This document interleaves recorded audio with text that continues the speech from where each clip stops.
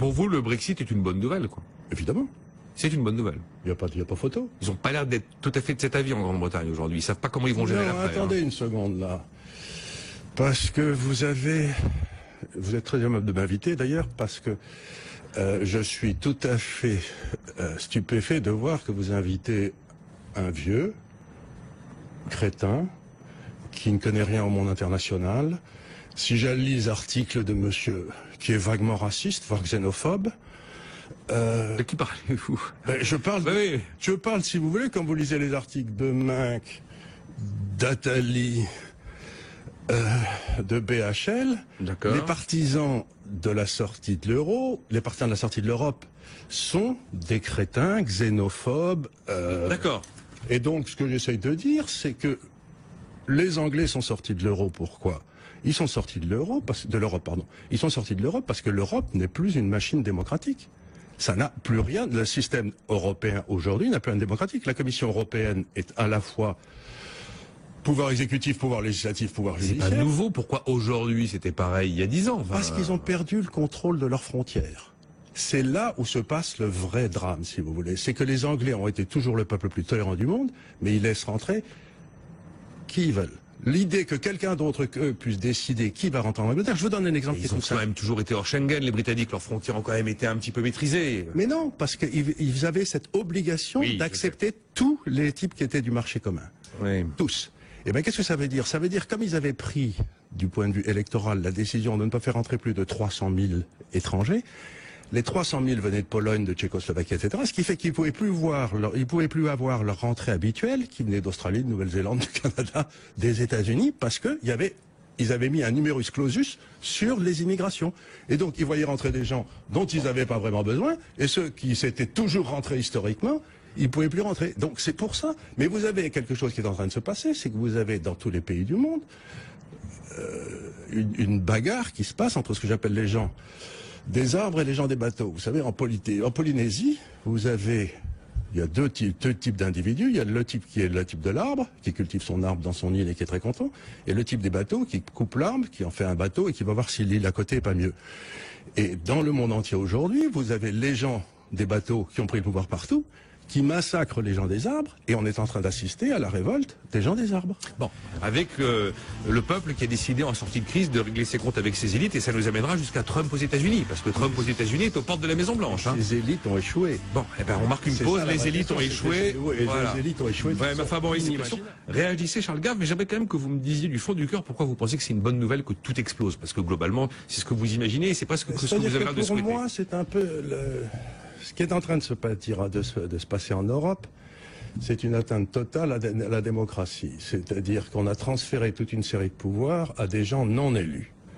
Et que ces gens sont non élus. Le pouvoir monétaire, le pouvoir monétaire, le pouvoir sur les frontières, le pouvoir sur toute une série de... La justice britannique est maintenant soumise à la justice européenne, c'est-à-dire qu'elle est inférieure à la justice européenne. Le Parlement britannique, les décisions qu'il prend, si c'est attaqué en cour de justice européenne et s'ils perdent, eh bien, la Cour de justice l'emporte sur le Parlement britannique. C'est-à-dire que les Britanniques ont perdu toute leur souveraineté. Et il est hors de question que le pays qui a inventé la démocratie se laisse gouverner par des gens qui n'ont été élus par personne. Et qui ne se rendent compte à personne. Donc, si vous voulez, c'est ça le débat, c'était, est-ce que vous voulez être gouverné par des démocrates de chez vous que vous pouvez virer, ou est-ce que vous voulez être géré par des technocrates que vous pouvez pas virer? Et les Anglais ont dit en bon anglais, et je l'avais annoncé, j'ai écrit toute une série de papiers en disant le Brexit va avoir lieu, parce que les Anglais, ils choisiront pas toujours l'international, le grand large, mais ils choisiront toujours la démocratie, puisque c'est eux qui l'ont inventé. Or, aujourd'hui, les gens ne se rendent pas compte, mais nous ne sommes plus en démocratie. Ça fait un petit moment. J'ai pas l'impression de vivre dans une dictature tout de même. Mais vous vivez dans une dictature mâle. Vous vivez dans une espèce d'union soviétique mâle. Vous n'avez plus de responsabilité. Donc, on est en train d'essayer de recréer, par exemple, ça fait 40 ans qu'ils essayent de nous expliquer que les nations, c'est très mal, et qu'il faut remplacer les nations européennes, qui sont le cœur où la liberté s'exerce, par une espèce de construction européenne dont finalement les peuples ne veulent pas. Et ce qui me tue avec tout ce qui se passe en ce moment, c'est que on est en train de violer les peuples. Jamais on a demandé au peuple, est-ce que vous voulez que votre justice soit mise sous les ordres de Bruxelles. Jamais. C'est un discours aujourd'hui qui est un leitmotiv dans toutes les formations eurosceptiques européennes, de UKIP, Front National, même Front de gauche à la limite en France, pareil pour Alternative for Deutschland. Il est vrai ce discours. Donc ça correspond à une réalité. Donc pour vous, la bonne nouvelle, c'est qu'enfin on a appuyé sur le bouton. On a fait tomber le deuxième mur de Berlin. Bon. C'est-à-dire qu'aujourd'hui, l'Europe n'a plus aucune légitimité. Elle a la légalité, mais elle n'a plus la légitimité. Le vote anglais a enlevé toute légitimité à l'Europe. C'est fini. L'Europe aujourd'hui est un truc de fonctionnaires, fait par des fonctionnaires pour des fonctionnaires que le peuple déteste. Et maintenant, ils ont perdu la légitimité. C'est exactement comme quand Solzhenitsyn a publié l'archipel du Goulag. La Russie a gardé sa légalité pendant 10-15 ans, mais la légitimité était finie. Aujourd'hui, l'Europe n'est plus légitime. Voilà ce que j'essaie de dire. D'accord, l'Europe n'est plus légitime. C'est quoi la suite? C'est quoi la suite avec une Grande-Bretagne isolée et affaiblie économiquement, peut-être un peu durablement quand même. Et puis effectivement, je n'ai jamais vu un pays affaibli par un accroissement de sa liberté. Ouais. Jamais. Ça n'existe pas dans l'histoire. La monnaie est au plus bas depuis 35 ans. Hein, qu'est-ce que ça peut foutre, la monnaie? C'est un prix comme un autre. C'est un prix comme un autre, d'accord, effectivement. Ça rend les entreprises, ça rend les entreprises anglaises plus compétitives, c'est tout ce que ça fait. Donc ça veut dire que selon vous, là, faut acheter la bourse anglaise. Le rejet d'Europe va s'imposer à peu près partout. Mais c'est automatique puisque vous êtes en train de violer les nations. D'accord. Bon, qu'est-ce que comment vos réactions, Éric Heyer, Laurent Wronski, à ce discours assez sombre? Pas du tout. On retourne vers la liberté. Ouais, il y a rien de plus. J'ai peur plus magnifique. J'ai peur que la transition soit un peu chaude à gérer. Mais je ne dis pas le contraire, mais qu'est-ce que ça peut foutre? Les pays de l'Est, ils sont mieux aujourd'hui qu'ils étaient au moment de la Russie ou avant? Pour l'instant, si vous voulez, ils sont... par exemple, un pays comme la Pologne est un pays qui est profiteur net des crédits européens. Et qui est à 100%. Et qui a aujourd'hui un gouvernement à 100% qui est dans la ligne de ce que je viens de dire. Parce qu'ils savent ce que c'est que de perdre ta souveraineté, les Polonais. Hein. D'accord, très bien. Le jour où, si vous voulez, on va revenir au franc, on va vivre une transition un peu longue, un peu compliquée, à mon avis. Mais bon... Mais la question que les élites devraient se poser, c'est pourquoi on a ce discours partout? Pourquoi? Parce que les élites ont échoué de façon inimaginable. Le niveau de vie du peuple a baissé, comme j'ai jamais vu dans l'histoire. Aujourd'hui, si vous allez aux États-Unis, le niveau de vie de tous les peuples n'a pas baissé. Mais le revenu médian, on avait la moitié de la planète qui n'avait pas 1,50 $ pour vivre il y a 35 ans. Aujourd'hui, on est tombé à 17% de la planète qui n'a pas 1,50 $ pour vivre. Il y a eu une énorme amélioration élévation dans nos pays. Dans nos pays, le revenu médian aux États-Unis, en termes réels, est plus bas qu'en 78. D'accord. Oui, c'est important. Mais ils disent on a sous-estimé les défauts du libéralisme et on a peut-être surestimé ses bienfaits. Bref, c'est assez à charge venant du FMI. Hein, on est là, on n'est pas. Qui sont toujours trompés. Alors, vous vouliez réagir, Charles Gave, allez-y. Oui, qui se sont trompés sur pas mal de trucs. Bon, toujours. Et après, j'aimerais qu'on évoque. Je voudrais quand même qu'on revienne un petit peu en arrière, parce qu'ici, on est en train de parler comme si on découvrait des choses. Non. Il y a 5 ans, j'ai publié un papier qui est disponible pour tous ceux qui le veulent, qui s'appelait le coût élevé des taux négatifs, des taux bas. Ce que j'essaye de dire, c'est que si vous maintenez des taux d'intérêt bas, ça fait monter les actifs existants. Les gens empruntent pour acheter les actifs existants, ceux qui le peuvent, c'est-à-dire les riches. Donc le prix des actifs existants qui sont détenus par les riches monte, mais comme il n'y a pas un infini d'argent, les gens cessent de faire des nouveaux investissements. Donc j'ai dit les taux d'intérêt bas, ça va amener à une hausse des actifs, ça va enrichir les riches, mais comme il n'y a pas de nouveaux investissements qui vont avoir lieu, ça va faire baisser la productivité, ça va appauvrir les pauvres, et donc on rentre dans un monde, à cause de cette politique monétaire imbécile qu'on a depuis bientôt 10 ans, où les riches vont devenir de plus en plus riches, les pauvres de plus en plus pauvres, et la croissance économique va se planter. Donc, la croissance économique se plante parce qu'on a des gars complètement incompétents à la tête des banques centrales. Il ne faut pas se tromper. C'est parce que ça fait 12 ans qu'on a des taux d'intérêt qui sont pas des taux d'intérêt d'équilibre et qui facilitent la spéculation et qui tuent l'investissement. On est d'accord qu'on a retiré le prix au temps et le prix au risque. Mais la solution pour en sortir, mais Charles Gave, la solution pour en sortir ne crève pas les yeux. Tout le monde sait qu'à partir du jour où vous prenez une décision de politique monétaire dans une banque centrale influente qui s'appelle la Fed, et si vous les remontez, compte tenu des niveaux d'endettement public et privé que nous avons aujourd'hui, qui sont les plus élevés qu'on ait connus en temps de paix, ça pète.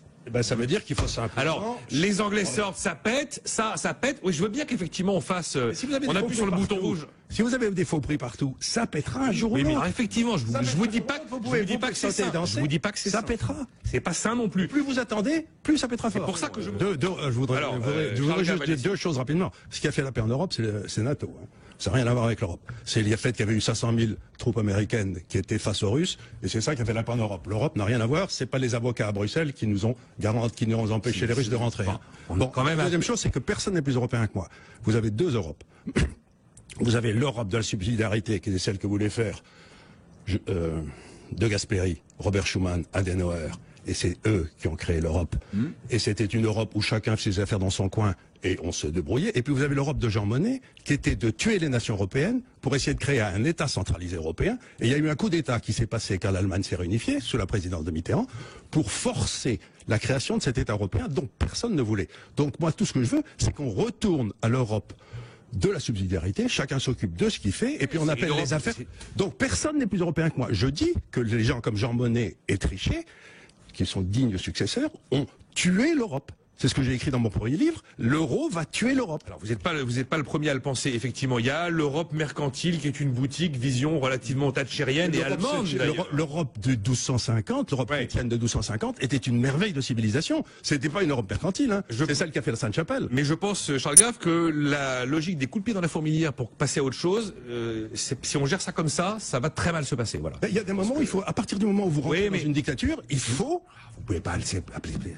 Comment ça? À partir du moment où votre système de justice décide et est superposé par un autre système de justice qui n'est contrôlé par personne, ça s'appelle une dictature. Si vous n'avez plus le contrôle de votre justice, vous êtes dans une dictature. Et l'Europe a pris ça sur elle. Il y a un auditeur qui s'appelle, il se fait appeler Vivre à Montrouge. Il dit: je suis d'accord avec Charles Gave, soit l'euro devient fédéral et démocratique, soit la zone euro explose. C'est pas votre avis. Vous n'êtes pas fédéraliste. Non, mais pour que l'euro survive, il faudrait que les Allemands transfèrent 8% de leur PIB année après année.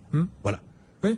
Donc, si vous voulez, ils ont explosé. Quand on leur a demandé les réparations après la Première Guerre mondiale, l'Allemagne paiera, c'était 2% du PIB, ils ont refusé. Vous croyez qu'ils vont accepter 8 pour que les Français aient 2 fois plus de fonctionnaires que les Allemands? Non, un changement de gouvernance. Il faut trouver comment tuer l'euro et sauver l'Europe. C'est ça la vraie question. Il faut savoir comment tuer l'euro. C'est pareil, fallait sauver les banques, mais pas les banquiers, n'est-ce pas, Charles Gave? Oui, mais les banquiers, on les aurait mis en prison, ça aurait beaucoup restreigné la population. Ça aurait été très très bien.